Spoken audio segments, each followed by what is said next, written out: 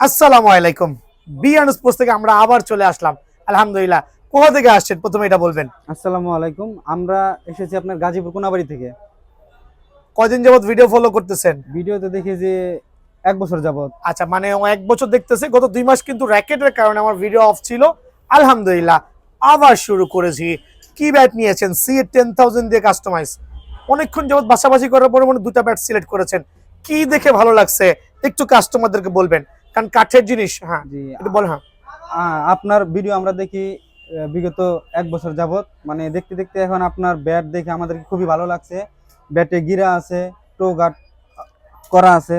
ব্যাটটা দেখে অনেক মানে কমফোর্টেবল মনে হচ্ছে। আর ওয়েট ব্যালেন্সটা কেমন মনে হইলো? ওয়েট ব্যালেন্স 100% আপনার মন মতো হয়েছে তো?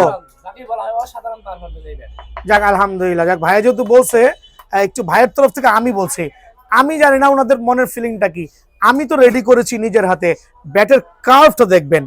সো এখানে যেহেতু অনেকগুলো ব্যাট করা আছে, আরো আসতেছে।